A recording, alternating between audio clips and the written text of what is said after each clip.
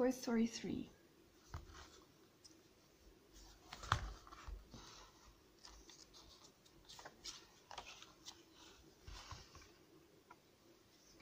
For a long time, Woody the cowboy felt as if he was the luckiest toy in the world. He belonged to Andy, who loved him as much as anyone could.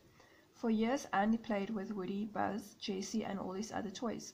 Like all children, though, Andy grew up. One day, Woody told the other toys that Andy was going to college. We all knew this day was coming. Buzz Lightyear, the Space Ranger, tried to cheer them up. Whatever happens, at least we'll all be together.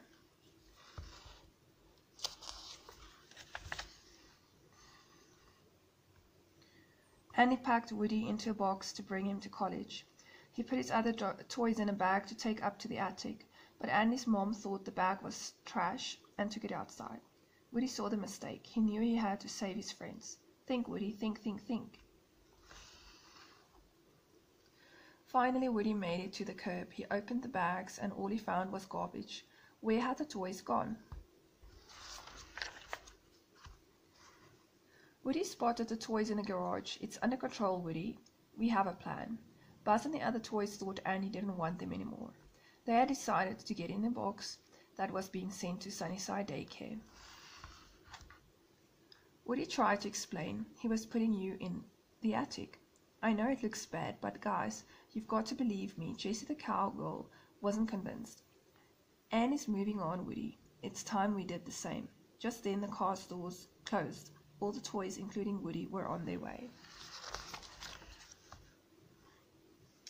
At Sunnyside, the toys were greeted by a bear named Lotso. Well, hello there, he showed them the toddler classroom. Here's where you folks will be staying. The toys were excited to see so many children.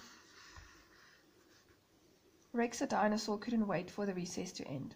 Why can't time go faster? Woody was frustrated. You have a kid, Andy. Now I'm going home. He marched away alone. Woody snuck onto the roof. He found an old kite and tried to fly it back to Andy's house, but it crashed into a tree. Just then a little girl named Bonnie walked by. She thought Woody was lost, so she took him home. In the toddler room, Buzz got the toys together, places everyone, then the kids came in. Playtime was awful. By the end, Rex's tail was missing and Slinky Dog was all tangled up. Andy never played with us like that. Buzz went to Lotso to request a transfer. Those kids need someone to play with, Lotso told Buzz. He could move, but the other toys had to stay. Buzz refused, so Lotso's crew pushed his reset button. The Space Ranger forgot about his friends. Meanwhile, Mrs. Potato Head discovered something. She could see what was happening at Andy's house with the eye she'd left behind. I think he did mean to put us in the attic. Woody was telling the truth. Slinky Dog and the other toys realized they had made a mistake.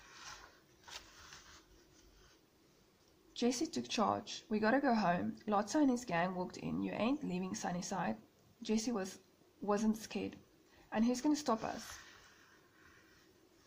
Buzz still didn't remember that Andy's toys were his friends. Following Lotso's orders, he trapped them. Prisoners disabled, Commander Lotso.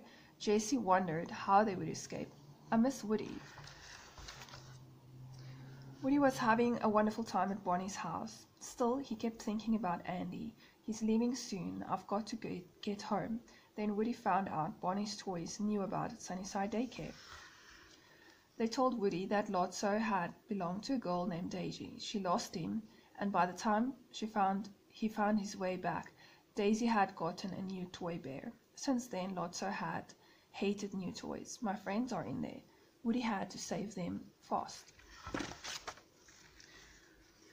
Woody snuck into Sunnyside Daycare in Bonnie's backpack. We're bustling out of here tonight. First, the toys had to get to Buzz's bag to normal. They trapped him in a bed. Open his bag. There's a switch. The toys accidentally reset Buzz to Spanish mode. Come on, El Buzzo. Woody led the toys to the playground. They snuck past Lotso's guard, a doll named Big Baby. At last, the toys made it through a chute that led outside. All they had to do was to get across an open dumpster. Then Lotso appeared. Well, look who's back. He tried to get the big baby to stop them. Lotso ended up inside the dumpster though. The toys started to run away, but Lotso grabbed Woody's legs. Come on, Jessie tried to save Woody. It was no use. The garbage truck arrived. All the toys were emptied into a trash compactor. Luckily, everyone was all right. Where are we now? Buzz had hit his head when he landed. Now he was back to normal. At the dump, the toys were headed towards a trash shredder. Buzz spotted a magnet overhead, grabbed something metal. Soon the magnet had pulled the toys upwards. Then Woody heard Lotso call out, "I'm stuck, help please." Woody and Buzz rescued him, and the toys moved over the shredder into a conveyor belt.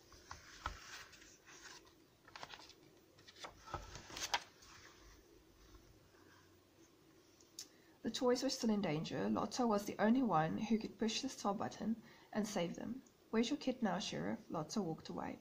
He hadn't changed. Andy's toys held hands and closed their eyes. Suddenly something lifted them up. The aliens had saved them with a crane. The claw. The crane left the toys near a garbage truck that looked familiar. It was the one that went by Andy's house. Jessie grabbed Woody. "Come on, we gotta go home." Andy was packing his car when a garbage truck arrived. The toy snuck up to his room.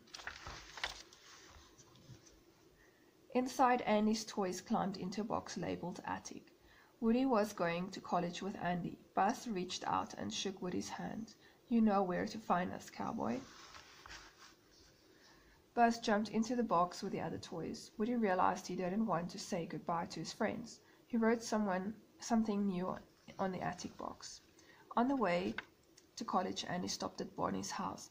Woody had written her address on the attic box. Andy showed her the toys. "I'm going away now, so I need someone really special to play with them." He was surprised that Woody was in the box.